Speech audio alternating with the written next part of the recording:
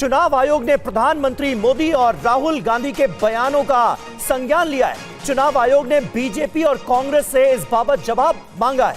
19 अप्रैल सुबह 11 बजे तक चुनाव आयोग ने जवाब मांगा है इन दोनों के बयानों को लेकर। चुनाव आचार संहिता उल्लंघन मामले में यह नोटिस जारी किया गया है बीजेपी और कांग्रेस दोनों को। चुनावी भाषणों की शिकायत के बाद यह नोटिस जारी किया गया है। दरअसल दोनों ही तरफ से चुनाव आयोग से एक दूसरे के बयानों की शिकायत की गई थी और उसके बाद इन दोनों के ही चुनावी भाषणों पर संज्ञान लेते हुए इलेक्शन कमीशन ने जवाब तलब किया है।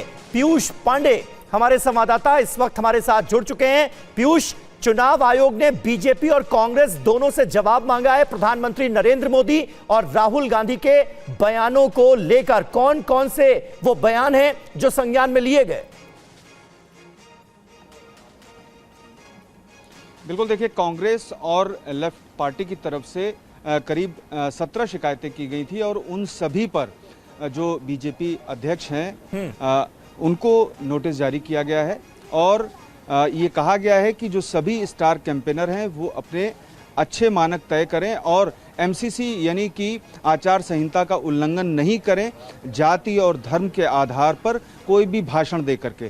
साथ ही दूसरी ओर जो भाजपा की ओर से शिकायत की गई थी राहुल गांधी के जो जाति और धर्म पर आधारित और समुदाय पर आधारित जो बयान थे उनको लेकर के, उस पर भी नोटिस जारी किया गया है कांग्रेस अध्यक्ष मल्लिकार्जुन खड़गे को और 29 तारीख को 11 बजे तक जवाब इस पर मांगा गया है।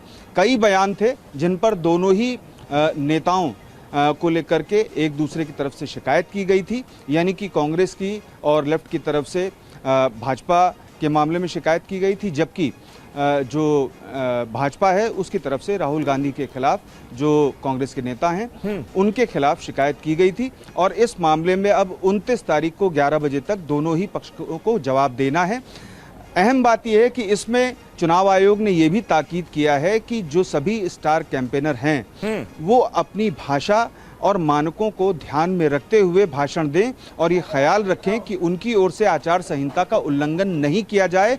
और ये ताकीद किया गया है दोनों पार्टियों के अध्यक्षों को, दोनों पार्टियों के यानी बीजेपी और कांग्रेस दोनों ही पार्टियों के अध्यक्षों को यह ताकीद की गई है, यानी मल्लिकार्जुन खड़गे और जेपी नड्डा को ये जवाब देने होंगे। आमोद राय इस वक्त हमारे सहयोगी, हमारे पॉलिटिकल एडिटर हमारे साथ जुड़ रहे हैं। आमोद, क्या रुख है भारतीय जनता पार्टी का इस पूरे मामले को लेकर और चुनाव आयोग ने जिस तरह से जवाब तलब किया है जेपी नड्डा से प्रधानमंत्री के बयानों को लेकर, उस पर?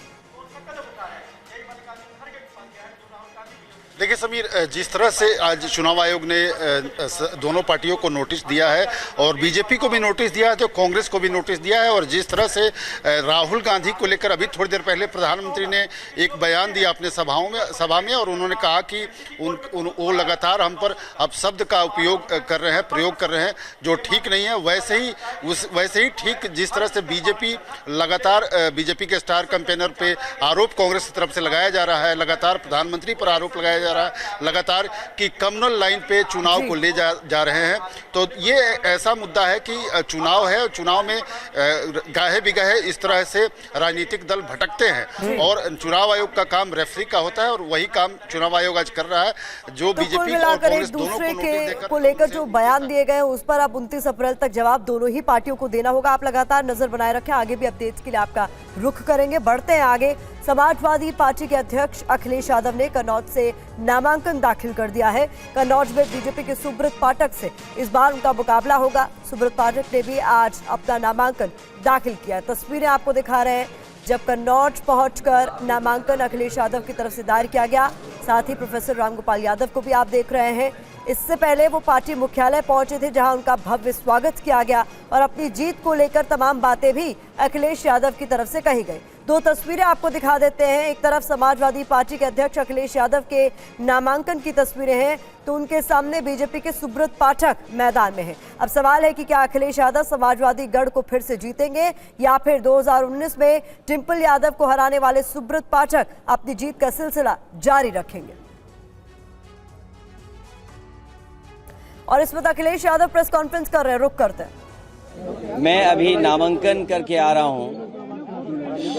मैं अपने प्रेस के साथियों का और हमारे साथ पार्टी का कन्नौज के जिम्मेदार सभी नेता कार्यकर्ता और बड़ी संख्या में यहाँ के लोगों की भावना ये थी कि समाजवादी पार्टी की तरफ से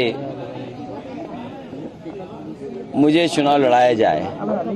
मैं जनता का आभार प्रकट करता हूँ, यहाँ के अपने कार्यकर्ता साथी जिन्होंने मुझे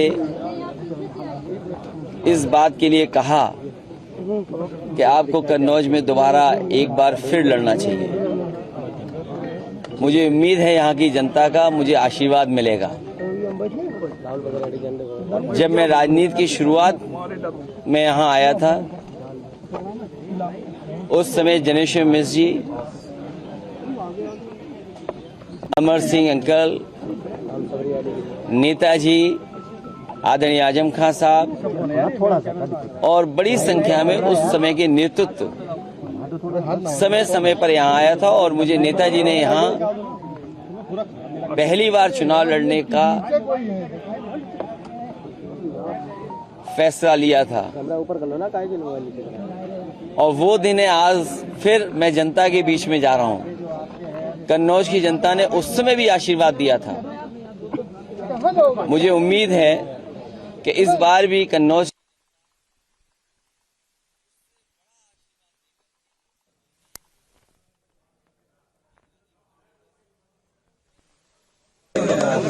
अखिलेश यादव की प्रेस कॉन्फ्रेंस आप देख रहे हैं, जिन्होंने नामांकन दाखिल करने के बाद प्रेस कॉन्फ्रेंस की और कहा एक बार मुझे फिर से विश्वास है कि कन्नौज का आशीर्वाद मुझे मिलेगा। तो कन्नौज की जनता के बीच एक बार फिर से मैं पहुंचा हूं, क्या कह रहे हैं जरा सुनिए। को खत्म करेगा और जो कन्नौज की पहचान रही है, खुशबू, सुगंध, खुशबू की, मोहब्बत की, प्यार का एक बार फिर दौर कन्नौज में आएगा। जो महक कन्नौज की है, जो खुशबू कन्नौज की है, उसको और आगे बढ़ाने का काम, फैलाने का काम हम लोग करेंगे। कन्नौज के विकास के लिए, कन्नौज के लोगों के सम्मान के लिए और कन्नौज की पहचान के लिए, क्योंकि कन्नौज का इतिहास बहुत शानदार रहा है। उसने अपना न केवल भारत में बल्कि दुनिया में स्थान बनाया। यहाँ के लोगों की मदद, यहाँ के कारोबार, यहाँ के लोगों की खुशहाली के लिए, और जो विकास रुक गया है, जो विकास थम गया है, जिस विकास को जानबूझ करके बीजेपी के लोगों ने इसलिए रोका क्योंकि समाजवादियों ने वो काम शुरू किए थे। बीजेपी के लोगों ने नकारात्मक राजनीति की। उनकी भाषा, उनका व्यवहार, उनका काम करने का तरीका, बीजेपी के लोगों ने न जाने कई बार, कितनी बार लोगों को अपमानित किया है। यहाँ की जनता एक बार फिर प्यार, मोहब्बत, मिलीजुली संस्कृति, आपस में भाईचारा, उसका दौर शुरू करेगा। कन्नौज की जनता के लिए क्या संदेश रहेगा? मैं कन्नौज की जनता के लिए पहले भी सेवा करने आया था और कन्नौज की जनता ने विकास होते हुए देखा है। जो पुरानी पीढ़ी के लोग होंगे जिन्होंने लोहिया जी को चुना था, वो जानते हैं कि समाजवादी सिद्धांतों को डॉक्टर राम मनोहर लोहिया ने और समाजवादियों ने डॉक्टर बाबा साहब भीमराव अम्बेडकर जी के सिद्धांतों को आगे बढ़ाया और उसका परिणाम यह हुआ कि समाजवादी आंदोलन न केवल उत्तर प्रदेश में बल्कि देश में फैला। यहाँ की जनता ने नेताजी को भी चुना। अखिलेश यादव की प्रेस कॉन्फ्रेंस आप देख रहे थे। इधर कन्नौज से बीजेपी के उम्मीदवार सुब्रत पाठक हैं। उन्होंने कहा है कि कन्नौज से चाहे जो उतरे, उनको कोई फर्क नहीं पड़ता। पहले 2 बार डिम्पल यादव, 2014, 2019, इस बार खुद अखिलेश यादव। हालचाल ठीक है आपके? नहीं तो मेरे हालचाल कहाँ गड़बड़ हो सकते हैं। हम तो इनको बुला ही रहते हैं। हमने इनको पहले ही कहा था, अगर मेरी बात पहले ही मान लेते तो कब का घोषित करते। कम से कम इनका कार्यकर्ता कंफ्यूजन में तो नहीं हुआ। वो जनता को वोट मनाने से ज़्यादा वो बेचारा अखिलेश यादव को ही मनाता रहा। तो कुल मिलाकर देखो हमारे लिए फ़र्क नहीं पड़ता। पंकज जी, मैं 2009 में अखिलेश जी के खिलाफ खुद चुनाव लड़ा था कि मैंने टिकट मांगा था। तो उस समय कोई टिकट मांगता नहीं था भारतीय जनता पार्टी को, बाहर से भेजने पड़ते थे लोग। तो उसके बाद में 2014 में अखिलेश जी यहाँ से जो मुख्यमंत्री थे उत्तर प्रदेश के, उन्होंने अपनी पत्नी श्रीमती डिम्पल यादव को लड़ाया था। तो मैं अखिलेश यादव डिम्पल यादव दोनों से लड़ा था, और अखिलेश जी जानते हैं वो चुनाव कैसे जीते थे। यदि सरकार नहीं होती, वो मुख्यमंत्री नहीं होते, तो 2014 का रिजल्ट तो कुछ और था यहाँ का। और फिर 2019 का चुनाव जब सपा बसपा का गठबंधन था, डिम्पल जी लड़ी थी, तो मैं अखिलेश, मायावती, डिम्पल तीनों के खिलाफ लड़ा था और कन्नौज से जीत कर आया था। और खबरों में आगे बढ़ते हैं। मुरैना की रैली में पीएम मोदी का कांग्रेस पर हमला। कांग्रेस ने जवानों के हाथ बांधे, हमने जवानों को खुली छूट दी, वो 1 गोली मारिए, तुम 10 गोली मारो, ये कहा प्रधानमंत्री नरेंद्र मोदी। कांग्रेस ने इतने वर्षों तक सेना के जवानों की 1 रैंक 1 पेंशन जैसी मांग पूरी नहीं होने दी। हमने सरकार बनते ही 1 रैंक 1 पेंशन को लागू किया। हमने सीमा पर खड़े जवानों की सुविधा की भी चिंता की। कांग्रेस सरकार ने जवानों के जो हाथ बांध रखे थे, हमने उन्हें भी खुली छूट दे दी। हमने कहा अगर 1 गोली आती है 10 गोली चलनी चाहिए।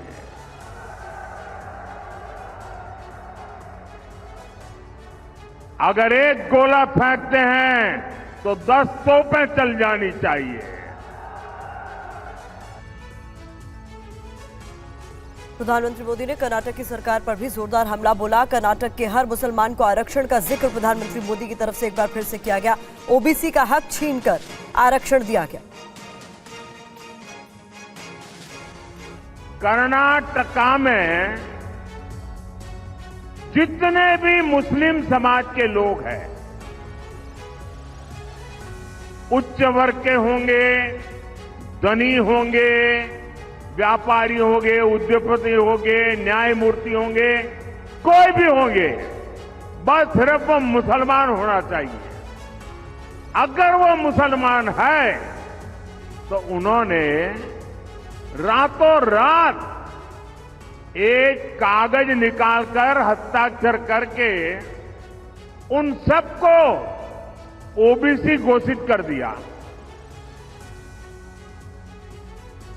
अभी ओबीसी घोषित कर दिया तो बहुत बड़ा तूफान हो गया।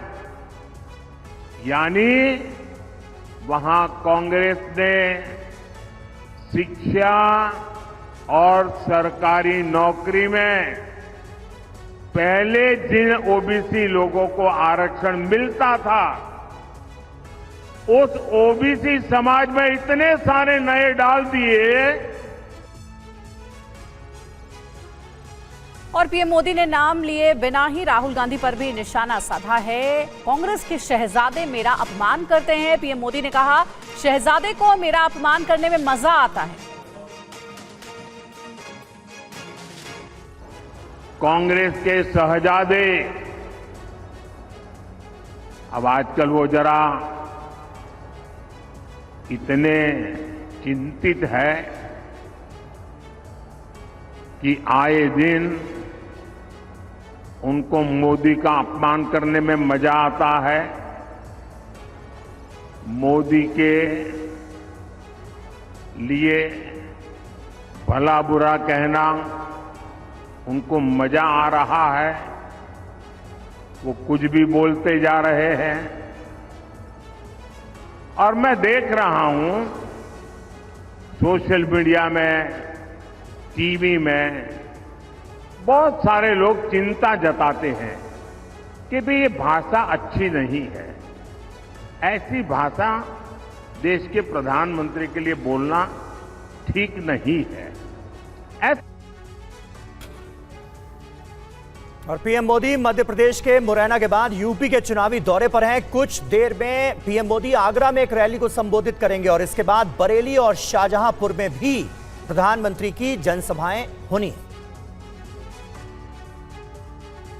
मिशन 2024 के लिए सभी सियासी दलों ने पूरी ताकत झोंक दी है। प्रधानमंत्री नरेंद्र मोदी मिशन 400 को पार करने के लिए धुआंधार प्रचार कर रहे हैं। आज 80 सीटों वाले राज्य उत्तर प्रदेश में ताबड़तोड़ रैलियां करेंगे। प्रधानमंत्री मोदी दोपहर 3:30 बजे बरेली के जाफराबाद में जनसभा को संबोधित करेंगे। बरेली के बाद प्रधानमंत्री मोदी शाहजहांपुर जाएंगे और 5:15 बजे बरेली मोड़ मैदान में जनसभा करेंगे। प्रधानमंत्री मोदी आज बरेली में जनसभा के बाद कल रोड शो भी करेंगे। प्रधानमंत्री का ये रोड शो बरेली शहर की पॉश कॉलोनी राजेंद्र नगर में करीब 1200 मीटर का होगा। रोड शो शाम 6:30 बजे शुरू होगा और 7:30 बजे तक रहेगा।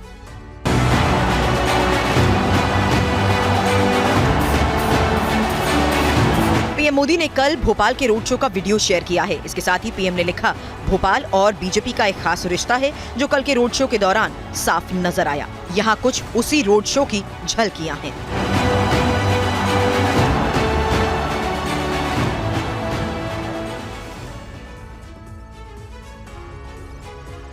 अमेठी लोकसभा सीट से जुड़ी बड़ी खबर आपको बता दें, राहुल गांधी ने अमेठी के कुछ नेताओं को दिल्ली बुलाया है। 28 और 29 अप्रैल को अमेठी के नेताओं के साथ दिल्ली में मुलाकात होनी है। अमेठी से पार्टी कैंडिडेट पर इस दौरान चर्चा भी होगी। इससे पहले कांग्रेस ने एक इंटरनल सर्वे भी इन सीट्स को लेकर करवाया था। 26 साल बाद ऐसा मौका आया है जब गांधी परिवार को अमेठी रायबरेली सीट को लेकर फीडबैक लेनी पड़ी है। खबर है कि दोनों सीटों पर कैंडिडेट को लेकर करीब एक हफ्ते से गहन मंथन चल रहा है।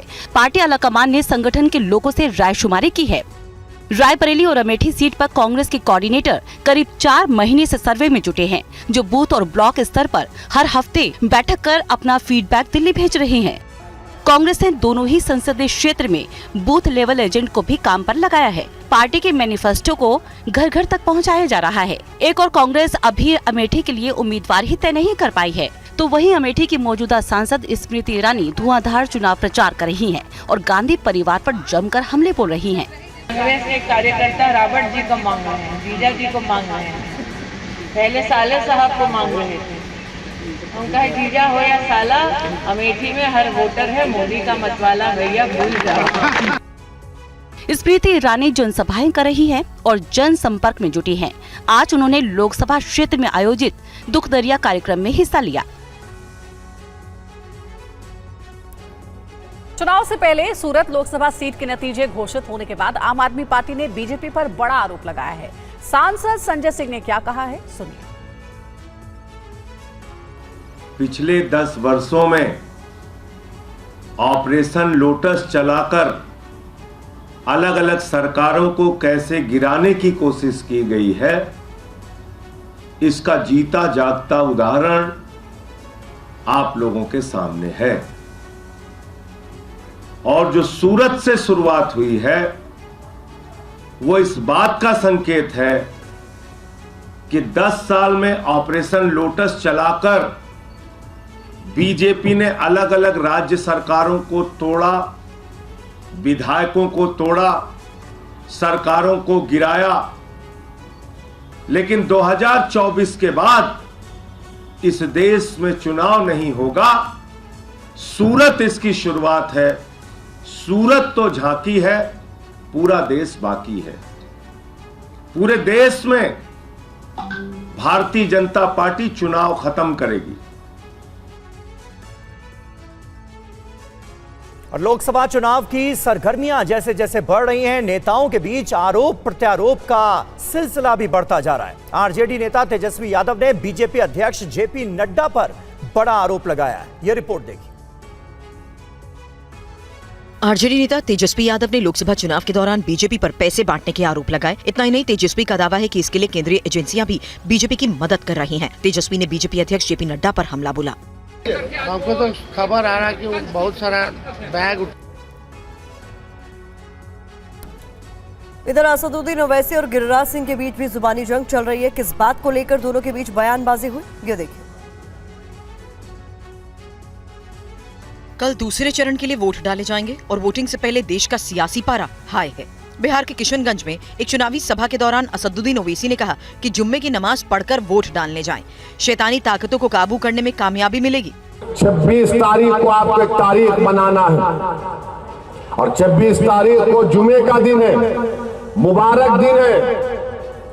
जुमे के दिन शैतान की कामयाबी नहीं होगी, ना शैतानी ताकतों की कामयाबी होगी इंशाअल्लाह ताला। किसकी कामयाबी होगी? आपकी कामयाबी होगी इंशाअल्लाह ताला। ओवैसी के इस बयान पर केंद्रीय मंत्री गिरिराज सिंह ने पलटवार किया। उन्होंने ओवैसी से पूछा कि क्या वो किसी को डराने के लिए ऐसी बात कह रहे हैं? इस तरह का बयान देने के पीछे उनकी मंशा क्या है? संतोषी माता सारे शैतान को डब्बा में बंद कर लेंगे, चिंता मत करें। हिमाचल प्रदेश के कांगड़ा पहुंचे केंद्रीय मंत्री अनुराग ठाकुर ने कांग्रेस पर सेना को कमजोर करने का आरोप लगाया है। उन्होंने राहुल गांधी के परमाणु बॉम्ब पर दिए गए बयान पर कई सवाल भी पूछे हैं। एक तरफ से वो कहते हैं कि देश में परमाणु हथियारों को नष्ट कर दिया जाए, तो दूसरी ओर भारत के सामने, दुनिया के सामने एक बहुत बड़ी चुनौती है कि जैसे दुनिया के कई देशों में युद्ध चल रहा है, अगर वो कहीं बढ़ता है तो हर देश की सीमाएं सुरक्षित होनी चाहिए। देश की लोगों की सुरक्षा भी वहाँ की सरकार की जिम्मेदारी है। कांग्रेस ने न कभी सेना को सशक्त किया और ना ही सीमाओं को सुरक्षित रखा। ना कांग्रेस ने कभी बुलेट प्रूफ जैकेट दिए और ना ही लड़ाकू विमान तो पिछले 10 सालों में दिए। ये दिखाता था कांग्रेस के लिए देश की सुरक्षा महत्व नहीं रखती। वो तो केवल रक्षा सौदों में दलाली खाने की ओर ध्यान देते थे और 10-10 साल तक खरीद नहीं हो पाई दलाली ना मिलने के कारण।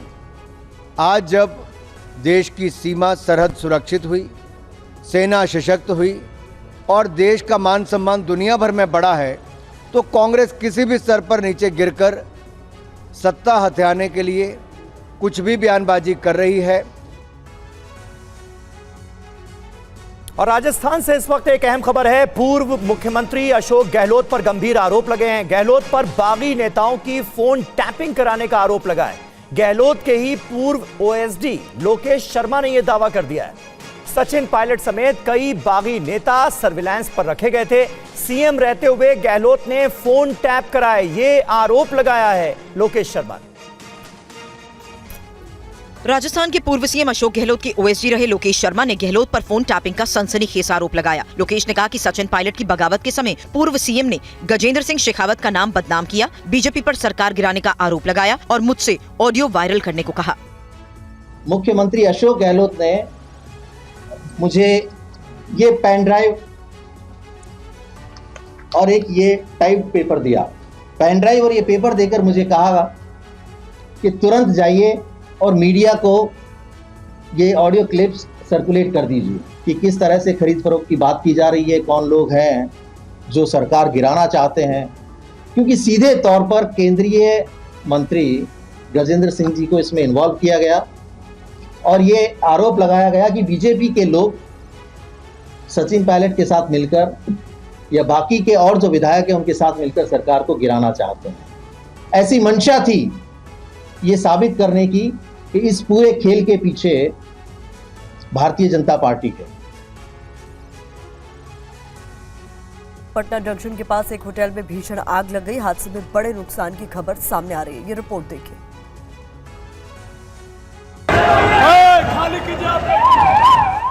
आग की ये खौफनाक तस्वीरें पटना जंक्शन के पास मौजूद पाल होटल की हैं। होटल की पूरी बिल्डिंग आग की चपेट में आ गई। आग की लपटें ऊंची उठने लगी। होटल में लगी आग से पूरे इलाके में काला धुआं फैल गया। आज सुबह अचानक होटल के एक हिस्से में आग लग गई और देखते ही देखते आग ने पूरे होटल को अपनी चपेट में ले लिया। आग इतनी भीषण थी कि दूर दूर तक उसकी लपटें दिख रही थी। आग की वजह से आसपास की इमारतों को भी खाली करवा लिया गया। आग इतनी भीषण थी कि उस पर काबू पाने के लिए फायर ब्रिगेड की टीम को कड़ी मशक्कत करनी पड़ी। आसपास के कई इलाकों से दमकल की कई गाड़ियों को बुलाया गया। कई घंटों की कड़ी मेहनत के बाद फायर ब्रिगेड की टीम ने आग पर काबू पाया। जिस वक्त आग लगी होटल में बहुत सारे लोग मौजूद थे। फायर ब्रिगेड की टीम ने होटल में फंसे कई लोगों को रेस्क्यू किया। रेस्क्यू किए गए लोगों को इलाज के लिए पास के अस्पताल में भर्ती कराया गया। बताया जा रहा है कि आग लगने से होटल में रखे सिलेंडर में भी ब्लास्ट हो गया। आग ने होटल की पास वाली बिल्डिंग को भी अपनी इज्जत में ले लिया।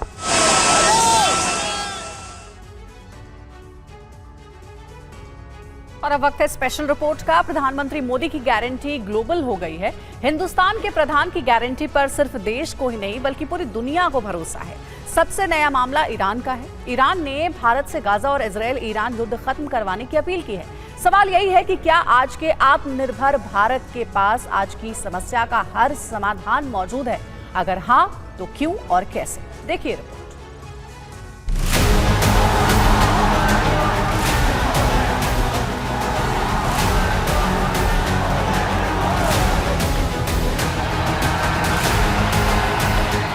आज का भारत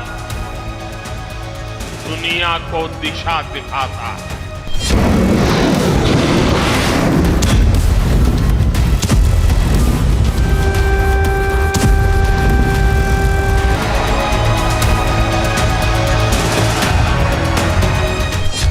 भारत का डंका बज रहा है, यूरोप में डंका बज रहा है।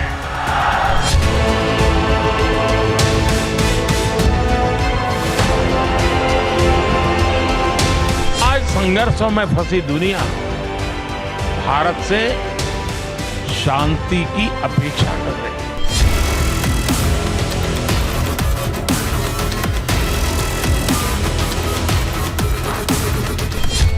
भारत विश्व बंधु के रूप में अपनी जगह बना रहा है।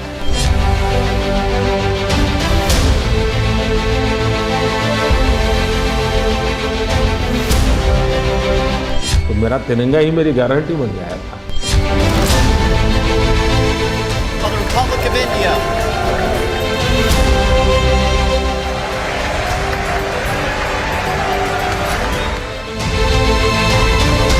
अरे पूरी दुनिया भी मानती है कि मोदी की गारंटी मतलब गारंटी पूरा होने की भी गारंटी।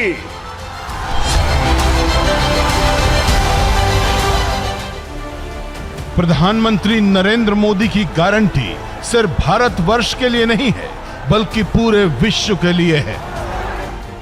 अब दुनिया देख रही है कि केवल 10 वर्षों में भारत की साख और भारत की हैसियत आज कैसे बढ़ी है। हिंदुस्तान के प्रधान की ये वो गारंटी है जिस पर देश के साथ साथ पूरी दुनिया को विश्वास है। साथियों, जब देश मजबूत होता है तो दुनिया उसकी सुनती है। ये नरेंद्र मोदी की ग्लोबल गारंटी है जो सबका साथ, सबका विकास, सबका विश्वास और सबका प्रयास के शक्तिशाली स्तंभ पर आधारित है। भारत दुनिया की 5वीं सबसे बड़ी अर्थव्यवस्था बन चुका है। इस गारंटी की गूंज देश के अंदर, देश के बाहर, 7 समंदर पार भी सुनाई दे रही है। दुनिया के दिग्गज देश कह रहे हैं मोदी हैं तो ग्लोबल गारंटी भी मुमकिन है। Mr. Prime Minister, thank you for being here and welcome back to the White House.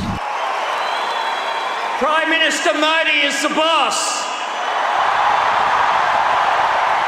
Policy led by Prime Minister Modi, His Excellency, is one of the politicians of the global scale that I was talking about previously. दुनिया की महाशक्तियां एक कंठ से हिंदुस्तान और उसके प्रधान की प्रशंसा इसलिए कर रही हैं क्योंकि दुनिया जब भी ग्लोबल संकट में घिरती है, भारत उस संकट को टालने में महत्वपूर्ण भूमिका निभाता है।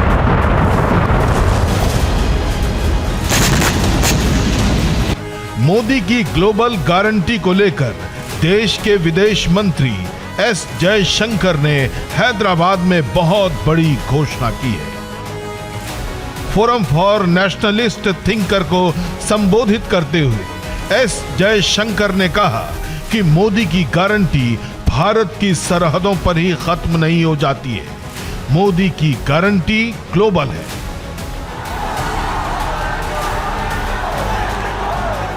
मतलब ये कि मोदी की गारंटी पर पूरी दुनिया को भरोसा है।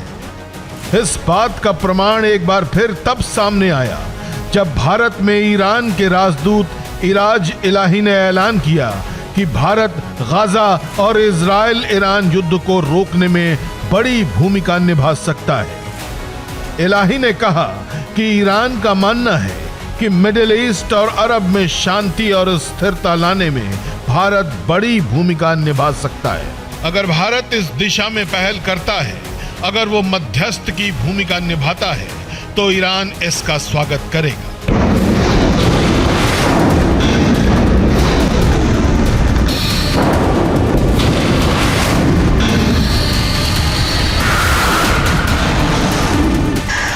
यानी एक तरह से ईरान ने भारत से अपील की है कि वो मिडिल ईस्ट और अरब में भड़क चुकी युद्ध की विनाशक आग को शांत करवाए। ईरान ने भारत से मध्यस्थता करने की अपील इसलिए की है क्योंकि भारत के संबंध इजराइल, अमेरिका, ब्रिटेन और फ्रांस से बहुत प्रगाढ़ है। दुनिया की महाशक्तियां आत्मनिर्भर भारत की ताकत को समझ चुकी है, इसलिए वो भारत की न सिर्फ सुनती है बल्कि उसका मान सम्मान भी करती है। यही वजह है कि ईरान को लगता है कि अरब में युद्ध की ज्वाला अगर कोई शांत करवा सकता है तो वो है भारत और भारत के प्रधानमंत्री नरेंद्र मोदी।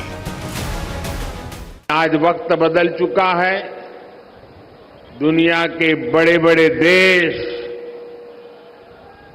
आपस में युद्ध कर रहे देश भारत से अपने मुद्दों पर बात करने के लिए आते हैं। सवाल यही है कि ईरान हो या अमेरिका, ब्रिटेन हो या फ्रांस, सभी को मोदी की ग्लोबल गारंटी पर एतबार क्यों है?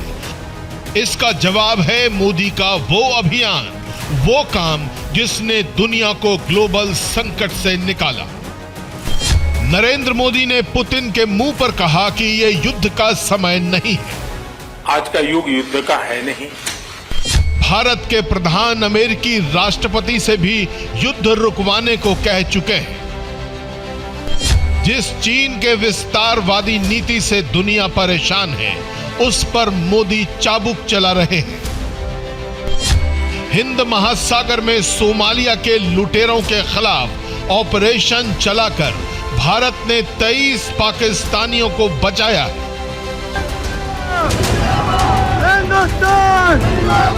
दुनिया के कई देशों को हथियार दिए जा रहे हैं। कोरोना काल में भारत 101 देशों को वैक्सीन दान कर चुका है। यही वजह है कि हर संकट के समय दुनिया के तमाम देश भारत और मोदी की तरफ देखते हैं। मोदी दुनिया के संकट मोचक है। मोदी विश्व के लिए शांति दूत है। यही वजह है कि ईरान हो या फिर यूक्रेन, दोनों मोदी से युद्ध रुकवाने की उम्मीद पाले बैठे। और सीधे आपको लिए चलते हैं यूपी के आगरा, जहां प्रधानमंत्री नरेंद्र मोदी जनसभा को संबोधित कर रहे हैं। क्योंकि जहां सैचुरेशन होता है वहां सभी हकदार को उसका हक मिलता है। हमारा सेक्युलरिज्म भी वही है कि बिना भेदभाव के लिए जो भी योजना जिसके लिए बने, बिना धर्म जाति भेदभाव सबको मिलना चाहिए। सच्चा सामाजिक न्याय भी यही है जब आप बिना भेदभाव, बिना अपने पराए, बिना रिश्वतखोरी सबका हक पूरा करते हैं, तो इससे बड़ा सामाजिक न्याय क्या हो सकता है। और आपने देखा होगा, फ्री राशन हो,